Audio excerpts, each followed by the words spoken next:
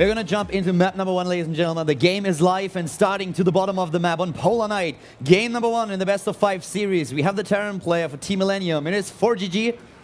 Yesterday with an incredible showing in the group stages.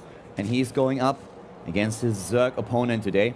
Starting to the top, it is the Tyrant for Evil Genius. We have Jaedong, one of the most high-profile players in Starcraft 2 these days. And especially in the last year, he was finally able to win a major tournament. But even before that, he finished 2nd place 5 times in a row. Absolutely incredible results for him. Can he perform another tournament victory here, or will ForGG be the one player to beat him in the tournament here at the ASUS ROG in 2014? It would be one of ForGG's biggest high-profile kills, as he has done well at events, but did he actually win a tournament of his own? ForGG, I know that... He did really well at the first season of WCS and went to Korea, but there he couldn't really perform on the same level and wasn't able to go to the final round, where we then saw finally the Protoss players doing really well. So I really don't think that he has the results on the same level as Jaedong just yet. That's right. In WCS Season 1 in 2013, he got top 4 in... Yeah, he got top 4, but he got stopped by Stefano. And the final game of ForGG was interesting, to say the least. It was on Polar Night. It was on an icy map, not Polar Night, and he was doing really well. And it looked like he was about to close the series against Stefano, when suddenly his own Widowmines decided to turn against him. 5 explosions against Stefano's units exploded on his own Medivacs as well, and he lost his entire army in the blink of an eye. A haunting moment, and since then we haven't seen as high placements from him. But now he's looked stronger than ever. And is looking maybe to make a dent in Jaedong's record. And so far, ForGG in the tournament played only 2 Zerg players in best of 5s. He was going up against, of course, Snoot and also against Red, and he didn't drop a single map there. Jaedong is definitely a player on a different level. He's a very high-profile player that is especially good in the matchup here. But this would be actually a first map loss for ForGG. So far in the tournament, he hasn't suffered a single loss at the hands of a Zerg play. And he has said in the interviews, as you already pointed out, Grubby, that he kind of feels he figured the matchup out and that he finally has a good grasp on what exactly he has to do there. And one of his biggest weapons in the arsenal of the Terran player was his multitasking. His Medivac, something that I talked with Red about earlier, and he said it's just so difficult to really keep track of them, to make sure that he doesn't get his kills in. But Jaedong is someone who has faced very strong opponents, Terran opponents especially, in the past, and we are going to see if ForGG can really make the same style work against Jaedong that he used against players like Snoot and Red. So far, it's just a little bit of Reaper harass that we see from the Terran player, and Jaedong, of course, starting things off with a hatch first, getting gas for the speed with the Zerglings, is just trying to keep that Reaper at bay, and actually not even a single Zergling kill on the Reaper, if I'm not mistaken. Yeah, that's very nicely done by Jaedong. You make those Zerglings not with the hopes of killing the Reaper usually, but just tanking shots that would otherwise go to the Queen or the drones. And if you can keep all the Zerglings alive, well, that's something you have for later. Save a penny and have a penny later. Now, one of the things that I find so interesting about Jaedong is, of course, you could write books about him. There's a lot of interesting things about him, from his legendary Brood War past. And oh my god, both Reapers go down. That's a great win for Jaedong. But just to continue my thought, one of the most interesting things is he watches foreign Zergs a lot. He was a self-professed big fan of Stefano, yeah, a great innovator of the game and of the TVZ and the PVZ matchup. So he watches Stefano and he learns from him, from creep spread to strategies and so forth. But then he brings his strong Korean training regime background and brings his strong mechanics into the game and his will to always dominate all life, kind of like Sauron. And those 2 skills combined make him a great fusion player and make him a complete star player, completely championship winning material. Yeah, it's definitely true. He's very, very flexible in the matchups and adapting his style towards his opponent. Right now, what he has to deal with is pretty standard. It's what we usually see from a Terran player in the matchup, just trying to dominate the map in the early stages with the Hellions. And of course, he would love to use those Reapers too, but Jaedong already put an end to that right away. And you want to really keep that creep spread back as much as you can. And against players like Snoot, ForGG could really make that work. And it helped him later on. Since once the Medivac's out, what you usually try to do with your bio army is you move out, you move on onto creep, you try to take down creep tumors, and if you can, snipe a queen or two and always put pressure on the peripheral bases of the Zerg player. And if you are able, with the early Hellions and a few Reapers, to keep the creep spread low, then it's very, very easy for you to apply a lot of pressure, and it's so difficult for a Zerg to stop. But Jaedong is already on the way to just spread the creep as far as he can and to give himself that bit of a safety net that he will then have in the mid game. Yeah, the early little benefits here went to Jaedong, and those moments are actually not very important maybe in the large scheme of things, but when you add them all together, they keep snowballing a little bit. And then let's think about the effect of the mentality here. He just lost another Hellion. And these kind of things, they're like, yeah, a normal game would be hard against Jaedong on equal footing. Losing these things, is everything going poorly for me? And sometimes someone's mentality is already being shaped in these little moments. And we can say that the benefits here went to Jaedong already. ForGG on the, oh my god, a little bit of a mistake here with the supply depots, not even raising the ones on the top of the wall. And he has a huge problem right now, already losing Marines and a few of the links in the main base, immediately targeting down the SCVs. So ForGG for a second, just a little bit of inattentiveness, and he's losing now a couple of workers in the main base. 8 lost in total already, another one going down. Jaedong with a really nice poke here and doing a lot more damage than he was expecting. ForGG in the early game got away with his third command center, which is kind of standard in the matchup right now, but this is definitely something that he doesn't anticipate, the Terran player that is. He's trying to make the Hellions work for now, but so far Jaedong doing an incredible job at keeping his own worker force alive. Look at that reaction time. He didn't lose a single drone in the initial pull, and again a Hellion went down. Now these Hellions are stuck. He killed one single drone, and he's probably gonna lose them all cheaply.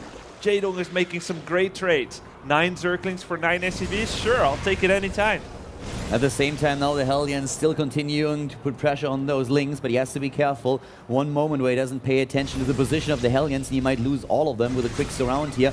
Of course, Jaedong going into the Spire build, he wants to go for Ling Muta Baneling. The Hellions still doing a lot of damage here, getting really nice shots off. Nice unit control by ForGG, but in the end, he doesn't really have the Hellion numbers. Or does he? He's actually going to go to kill all of those Lings if he gets another 1 or 2 shots off. I think the Lings will eventually win. Yeah. Ring around the rosy, and it's the king of the hill. 1 Zergling is the final victor of the battle. But Jaedong already heading into +2/+2, whereas ForGG is about to finish his 1/1 upgrades. The armory lined up with this to start the next set. Of course, he has his third base already on the low ground to start the mining from the third mineral line here. And as we are in the game right now, it looks really like Jaedong is able to just here in the early game get this momentum going for himself. But now we have the first Medivacs in the mix. And this is the time where Jaedong really started to dominate every other Zerg player that he played so far. How is Jaedong going to react to this? Yeah, ForGG taking, of course, that typical forward expansion, the staging ground of all the mischief that he will likely try to cause to his opponent. And easier to defend while still moving into attack. Defend is something that he has to do now. Very wisely, he made a bunker, and they will take care of these Zerglings right away. It was really important for him to not take any losses there, and the bunker already in position is going to keep 1 or 2 Marines in there. It's going to help him. Of course, now the Widow Mine production has already started so that he can use those with a bio unit. It's still one of the things that a lot of Terran players prefer over using tanks, since first of all, the Widow Mines are able to target air, and also they are much more mobile than a siege tank is. You don't have to babysit them the entire time. And here we go, straight onto the creep. The scans already dropped, taking down all of the creep tumors. Really well done by the Terran player. No Mutalisks, or not a lot of Mutalisks in the game just yet. So you always have the option of just moving back with the Medivacs. But for now, it looks like ForGG is here to stay. The Widow Mine shots going off, and at the same time, the Terran player moving back, trying to snipe as many of the Banelings as he can. Only Zerglings and a few of the Mutalisks are left here, but a lot of Marines still in the picture. It's about the Medivacs now, and that's exactly what Jaedong tries to target down immediately. Those so expensive units. But for now, the Terran player able to just sustain his army size. Yeah, and in the meantime, ForGG is forgetting to keep a hold of his upgrades. Yeah. Against Snoot, he was always ahead, or at least in equal timing of upgrades. He's forgotten to start them. He's got the E-base and armory ready, but he's not actually starting them yet, so he's gonna fall behind. It's definitely a big problem, or will be a problem later on, and now he's losing even more Medivacs, but the Marines are coming through, trying to take down a few of those Mutalisks. The Banelings trying to go for the rescue here, but ForGG immediately with the snipes, taking 2 of them down. And you're so right, he has to start these upgrades. He actually cancelled his armor upgrade now and started the +2 attack upgrade here. He needs to really keep track on those, because right now Jaedong is pulling ahead. He's already on 2-2. Here come the double upgrades for the Terran player. Jaedong doesn't have the infestation pitches just yet. So he's not going into Hive. He will be stuck on 2-2 for quite some time. That gives ForGG some time to really catch up. But for now, the Zerg player has this really dominant position. But it's ForGG that moves out and tries to put some pressure onto that third base of his opponent. Oh, the supply depot is lowered again. The Zerglings are gonna get in and have their way here with the SCVs. At the same time, great coordination. Jaedong moves in, takes down 2 medivacs, and gets a decent trade with his Banelings against the bio. Yeah, but it was really well done by ForGG actually. He targeted well with the Widow Mines, and also he used one of the Marauders at the front to take a bit of the Baneling damage. So the Marines, most of them were safe. He didn't lose as many as Jaedong was hoping for, and this still allows him to just dart in and do a bit of just a pushing against this third base, and Jaedong needs to defend it. He's moving in again, linkThe Baneling on the way. The Banelings, they keep rolling, but nice blitz by the Terran player, and so many Marines are left. The Widow Mines getting their shots off, and now the Mutalisks are completely exposed, only a few units still on the ground. And here comes the Terran player once again with another team moving in and taking down Mutalisks after Mutalisks. Jaedong is dropping in supply, and ForGG having a great position here, but he needs to move back since the reinforcements for Jaedong, at least for now, force a pickup of the Marines. And he was just fighting with all his Mutalisks straight up against the Marines. It almost seems like he wasn't doing something else, or he thought that was okay, or he kind of gave up already. I'm not quite sure, but this is going really well for ForGG. Yeah. All the Mutalisks got cleared up, and those are very expensive units to replace. And now think about what would have happened here. ForGG wouldn't have dropped the ball earlier with this upgrades if he would have gone straight for the 2-2, because right now he's fighting at a disadvantage in the upgrade count. If he would be on the same upgrades as Jaedong, that fight would have ended even more in his favor. So a great fight there for ForGG, and Jaedong has to be so careful. He's falling behind in the overall supply, and especially in the army supply. ForGG is ahead of him with 86 army supply against 62, moving in once again. The Zerglings already have a lot of problems there, just staying alive against the Marines, and the Bioforce is now going straight for that third base. Jaedong has a fourth behind it, but he is gonna lose one of his hatches, and ForGG is putting so much more pressure onto the Evil Genius, and it really looks like ForGG can do it again. Yeah, with a 40 supply lead here, taking down this base, Jaedong is losing critical resources in a game that was already looking quite bad for him. Banelings trying to roll in here, trying to do their dirty work, but they won't be able to take down enough Marines. ForGG takes the first map in the series. GG! And the Terran player, once again victorious against Zerg, really having a very good grasp on the matchup here. I'm very impressed at how he plays that. And Jaedong, you know, at the beginning it looked really good for him. The first engagements, they worked in his favor. He shut down the Reapers right away. The Hellions didn't accomplish too much, got the upgrades out. Yeah. But then a couple of those engagements where ForGG just always, he moved back the Marines, he spread them out. The Banelings didn't get the connects, and then suddenly the ground was gone, only Mutalisks left, still Marines survived, and that was really when Jaedong lost way too much, especially that Mutalisk flock at the end. He couldn't afford to lose this.